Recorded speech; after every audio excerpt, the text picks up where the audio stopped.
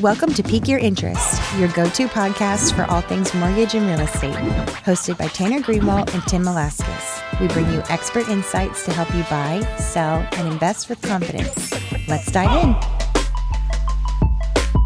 Welcome back to Pique Your Interest and another quick peek. I'm Tim. I'm Tanner. And we are here to talk to you today about how much closing cost help you can get with different loan products. So, we haven't really been in a market over the last few years where closing cost help has been prevalent. Mm-hmm.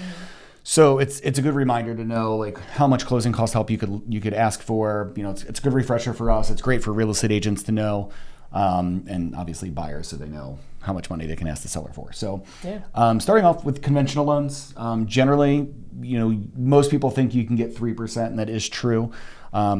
Any down payment that you have on a conventional loan from 3% to 10%, you can ask the seller for 3% closing cost help. When you have that 10% down payment and you are somewhere between 10 and 25% down, you can ask the seller for 6% of the sales price toward closing cost help. And anything over a 25% down payment, you could ask for 9%. Now, I can't imagine when you would ever need 9% for closing costs. I think the loan amount would have to be super, super low to be able to make something like that work. But it's certainly it's in the rules, so you could ask for it. I can't imagine somebody would even get that. No, not at all. Not at all.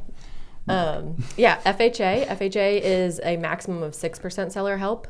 I would like to mention that you're typically seller help can't be used for a down payment. You've got to bring your own down payment, but the seller help can be used for your closing costs, your prepaids, all that fun stuff. So with FHA, the maximum is 6%, which I have had people get 6% before. Oh, absolutely. Yeah. And in fact, I have a client right now in West Virginia that's getting so much closing cost help that they're not even getting their 3.5% into the transaction. And so that's a problem. You have to meet your 3.5% down payment. So we've had to do some, playing around with the numbers to make it work, but you always have to contribute at least your 3.5%. And your down payment, no matter what the product is, but specifically with FHA, 3.5%. Yeah. VA loans, really weird way that they word how much money you can get. You can actually get all of your closing costs paid, plus you can get 4% of the sales price to be used toward prepaids and buying down the rate and paying off debt and things like that. So it's not worded the way that everything else is, and a lot of people think they see the 4% in the guidelines and they think that's the max you can get for VA. And a lot of times 4% will cover all the closing costs, depending on what the sales price is. But it's interesting the way that they word it. They're like the seller can pay all of the buyer's closing costs plus 4%. Mm-hmm. So you really could get, obviously a VA loan does not require a down payment. And so if you have no down payment and you're getting all of your closing costs paid by the seller, you're getting into the house for nothing, which is pretty sweet. Golden ticket, that's what they call it. Another kind of golden ticket loan would be your USDA loan. Yep. So that's your rural areas.